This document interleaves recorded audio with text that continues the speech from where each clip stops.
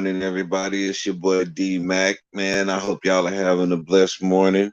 I've been up this morning and I've been just, flipping through pages and just researching stuff. And a thought popped in my mind. Well, a whole concept popped in my mind that I just wanted to run by y'all, and we can have a discussion about it, and it'll bring a light to a lot of situations. Um, a lot of times we talk about the age that we live in, and we're living in the days of cancel culture and how all of these different people are being canceled. And so we will reach back to old people from a past age, and we would say, well, they wouldn't be able to make it in this age by the way that they talked and the way that they spoke about things. Such as Patrice O'Neal. Like, man, Patrice O'Neal absolutely would be canceled in this age that we live in based off of his comedy routines. And same thing for George Carlin.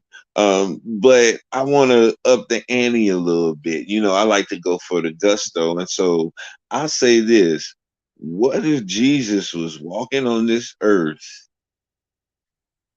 and he was really being himself, and he was holding the standard, and he was holding everybody else to a standard? Would he be able to survive cancel culture? Would society as a whole, based on how society is today, would society cancel Jesus? I think they would. I thought of a few scenarios as to where I want to just get people's honest reaction of how you would react if you happen to be in the area where this situation took place. Now, first and foremost, we remember the story of how Jesus went up into the temple and he flipped over the tables and he whooped the merchants up out of the temple, and he said, I will not allow y'all to turn my father's house into a den of thieves. And so what if today, the age we're living in, we're in a church service and Jesus come into the service, and those little souvenir shops that we got up in there and the Starbucks and all of that, and he come in there and he start flipping over the tables, and he start flipping over the cash registers and start chasing all the staff up out of there, and he come up in there and he rebuked the pastor in front of everybody, saying that you are turning my father's house into a den of thieves. How would you react? How would the congregation react if this was to take place today in churches, in ministries? Would they receive that correction? Would they receive that chastisement? Or would they call the police and have him escorted up out of the premises? These are real questions that we need to ask ourselves, because this is showing us what our mindset is towards spirituality today, in the time that we live in. And the time that we live in, how accepting would we be of the Christ if he was to come back right now? And he's not going to change. He's still going to maintain what the word says. He's still going to hold everybody to the standard of the word that he is and that he lives by. So if he came and he really held us to that standard, and he took it upon himself to do something like that, and you was a member of the congregation, how would you feel about that? How would you react to that? How would you respond to that? That's one of the thoughts that came into my head. Would the church cancel Jesus if he came back today and he began to go around and he began to correct the churches and the ministries the same way that he did in Revelations, when he spoke about the seven churches, and he said that, yes, you've done these great things, and I see and I recognize and acknowledge that, but I have this against you. If that was to take place in our ministries today, how would we respond to that as so-called believers? We have to think about these things. These are real time, real world scenarios. And so let's go to my next scenario. You can ponder on the answer for that at your own leisure. But let's go to the next scenario. Say we're at the workplace and we do what we do on our jobs. You know how we are on our jobs, and you know when the boss is away, then we're going to do what we do. That's every job everywhere. Um, and so, say Jesus is in there. Jesus is one of your co-workers, and he's holding you to a standard, not the company standard, unless it falls in line with the word of God, but he's holding you to a standard of being a good person. He's holding you to a standard of betterment, of empowerment, of becoming the better you, all of the things that we claim that we're trying to do in our lives, but he truly holds you to that standard. How would you react to him? How do we react to Christians today who halfway saved and trying to walk right? How do we treat them in the workplace? We treat them like a pariah. When they come around, we get quiet. When they come around, our language change and all of these things like that. So what if Jesus was on your job and he was really holding you to a standard on the job? Would that be somebody that y'all would invite to the parties outside of work? Would that be somebody that y'all would that y'all would consider for promotion and to be in leadership over you? Nah, he's too by the book. He's too strict. No, he doesn't have no chill mode. He's not laid back enough. He's too uptight. All of these things would come into play in order to downplay him so that you won't be held to a higher standard. We always want somebody who's going to give us a break, who's not going to challenge us and hold us to a higher standard. This is what we truly desire in our flesh. When we speak that we want to be better, when we speak that we want to be greater, but anytime we're challenged to become better or greater, we have this attitude of resistance and of resentment. And so we have to really make up in our mind if we want to change or not. This whole thing is about the mind. It's all a psychological thing. The Bible tells you through and through, all throughout, especially in the New Testament, how it's all about the renewing of the mind, the changing of your mind, the changing of your perception, the changing of your attitude towards things. But we don't want to change anything. We want to reap the benefits, but we don't want to do any of the work. And so, once again, I say, if Jesus was in your workplace and he was holding you to a standard, would y'all cancel him? Would y'all want him to be y'all supervisor? Would y'all want him to be the boss? No, you want somebody who's going to give you leeway. You want somebody who's going to accept mediocre work. This is what most people desire, really. And this is what we often shoot for on our jobs, is getting away with as much as possible. It's one of the oldest tropes of all times. And people brag about, how they just get away with bloody murder at work, or they don't really do much at work. They're getting that free money. We brag about this a lot. So I believe that Jesus would be canceled in that area as well. And so this is also showing us how our mindset is outside of the church. So when we get to church, we're so accepting and we're so receptive to the word. But then when we get elsewhere, we feel like that's an inappropriate place and time for the word. Any time is appropriate for the word. Every situation and circumstance that we deal with in life is dealt with in the word of God. So when is an inappropriate time for the word of God to come forth? And I've heard people, I've been around people who were doing drugs, and somebody would start talking about God and they'd be like, nah, man, we can't do that. We can't talk about God. And we doing, what else should we be talking about? I mean, really, let's be honest about it. Would it be better that I be drunk or high and I be talking about the things of the world and fueling my flesh even more? Or talking about the things of God and really bringing forth a conviction on myself for the wrong that I know I'm doing? You know what I'm saying? Come on, we can't be hypocritical on that. We have to look at it from a reality standpoint, and that is the reality of it.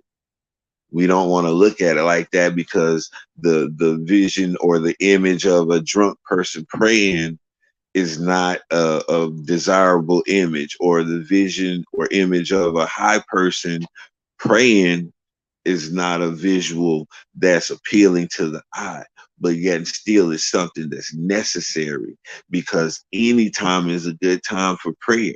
And so if I'm high and the spirit comes upon me and says, son, go pray, I'm gonna go pray.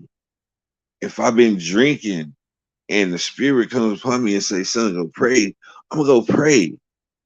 Am I in the wrong because I was drinking or because I was getting high?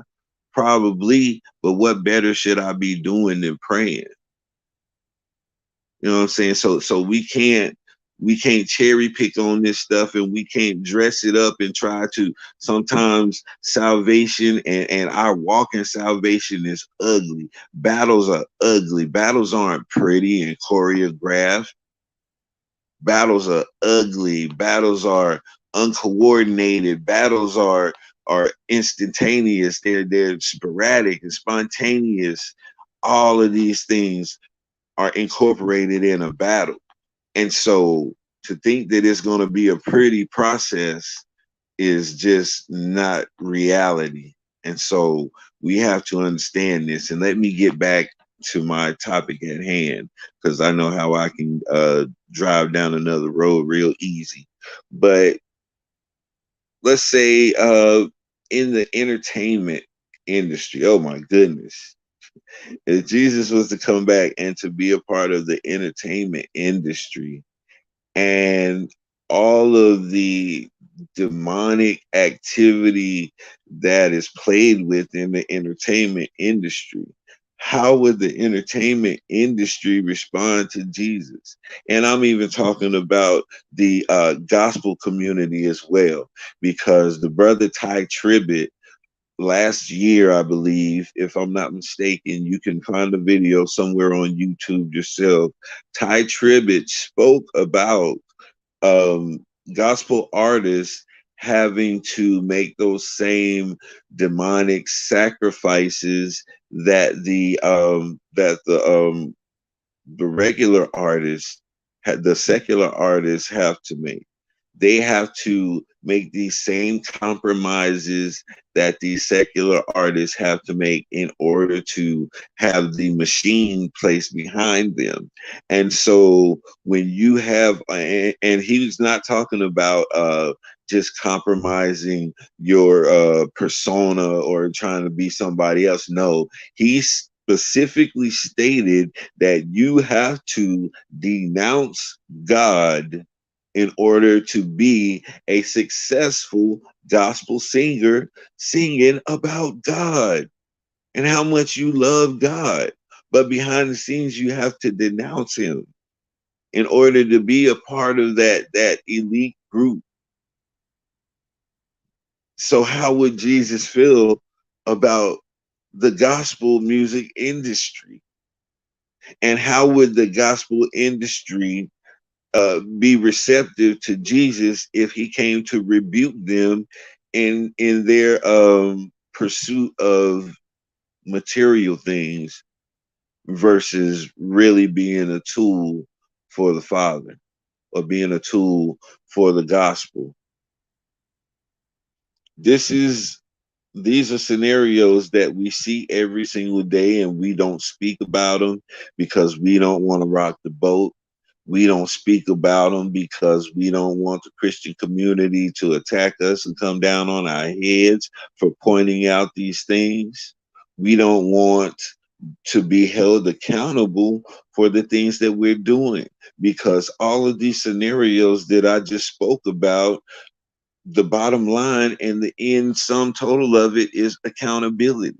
And if Jesus was here and he was holding people accountable, the same as he was when he walked this earth back in the day, then the culture that we live in would not be receptive to the Christ. They would absolutely reject him. Now, this is my opinion based on what I see in this country and what I've seen this country do to people who tried to do the right thing. We've seen many instances. What was the police officer?